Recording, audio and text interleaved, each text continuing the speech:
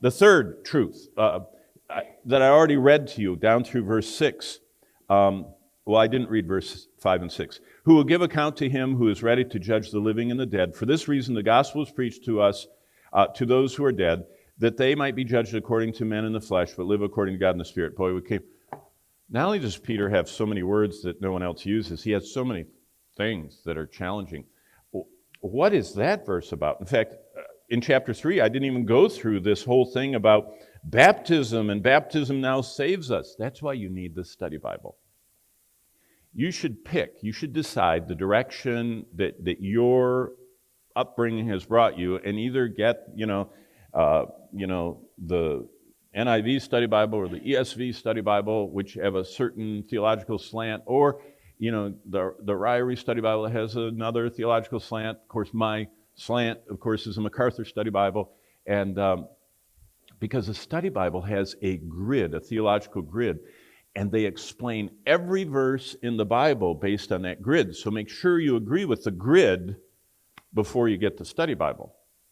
For example, the NIV study Bible that, I've read every study Bible I get my hands on. When I was a pastor, I would buy them all and I would read them all, and I would look at the notes. In fact, I told John MacArthur, I said, John, more than half of each of your pages are notes. I shouldn't have said this, but he was a dear friend. I said, you have more to say than God. Because his notes, he has 25,000 notes on 31,000 verses. But I remember reading the NIV study Bible, and it said that this, couldn't be this. And I thought, whoa, they didn't believe that there were prophetic psalms, because it actually says that. It said that isn't a prophetic psalm, and it was talking about Christ. And I thought, that's okay. They love the Lord, and Zondervan owns them, and whoever owns Zondervan, but I don't agree with that. And then I went to the ESV study Bible. They don't really believe in the imminent coming of Christ, and it goes all the way through their ESV study Bible. I said, that's okay. There have been divergences on all these doctrines, but why I'm saying this is pick a study Bible that will help you look at verses like this one I'm showing you, preached to those who are dead. What gospel was preached to those that are dead? So immediately has to explain. Now, what this means is the people that have already died have, and then when Paul said that's why people are baptized for the dead, that's where the Mormon church gets it. You do baptisms for the dead, and they say, see, it's in the Bible, it's in 1 Corinthians 15. It's not the way you use it. What he's talking about, that's the reason why people have been baptized that are now dead, because we know already you don't baptize dead people because God would never contradict himself. But I'm not doing a theological lecture on this. I'm in a devotional study. Pagans can't understand saints.